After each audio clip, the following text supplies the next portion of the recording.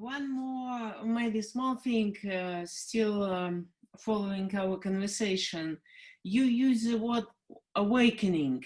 Is that has particular sense, and how will you in general correspond all the Kensho or Satori, awakening, enlightenment?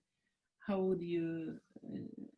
They're pretty much, there are distinctions, they're pretty much used interchangeably. So awakening is just,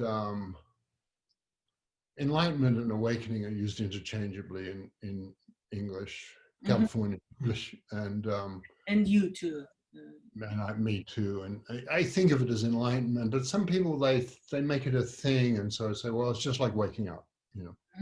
And so that's just that's not an important difference. So the Japanese terms, Kensho is technical. It means seeing your true nature, you know. So that would be like the thing when I shouted, I could see that, oh, I was not different from the world I was in. The whole world I was in, I could see that. And that's Kensho. It's not, and Satori is more the bigger experience when it's sort of more full of joy and light and it's always there and stuff like that. And so Kensho, it's like a stepping through a gate.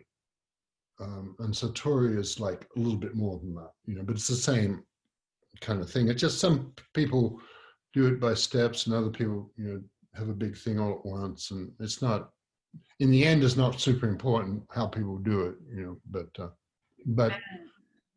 those two terms, and Satori is just the big sort of enlightenment thing. Yeah. Okay, and how they correspond to enlightenment and awakening, Kensho and Satori? How do they correspond to what?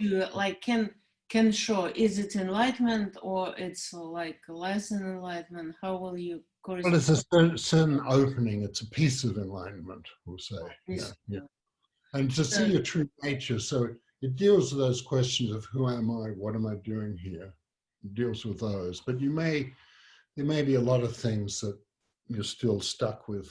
You know, believe I'm John or Titania or whatever, things like that. That you then do. That's why they have the big curriculum of koans for that. You know,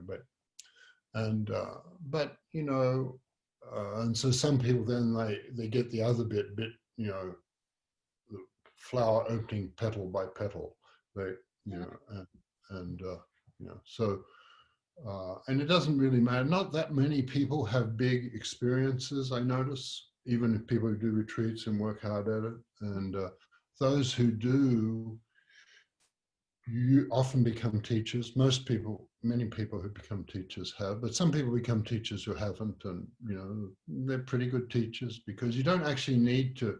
The koans were invented as a really interesting thing that even if the teacher wasn't very good, the student could get more from it than the teacher because they're really talking to the ancient masters who handed down these little lights, these lanterns or whatever, of koans. Yeah.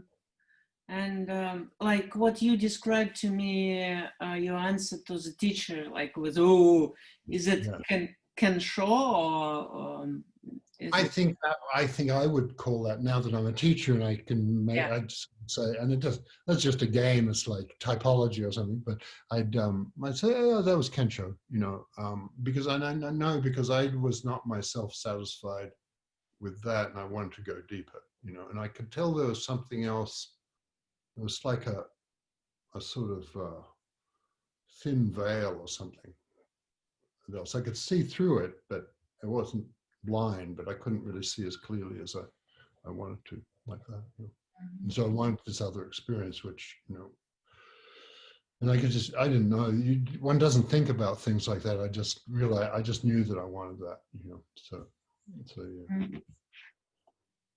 yeah. And that was in a way,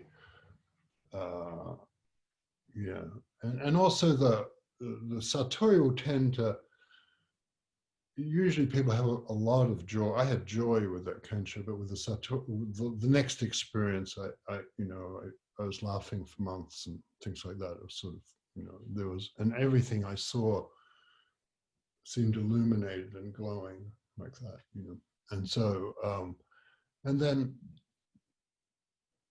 later on, the lights seem to be down inside things more, but I could, you could still always hear, like the perfection of things is here.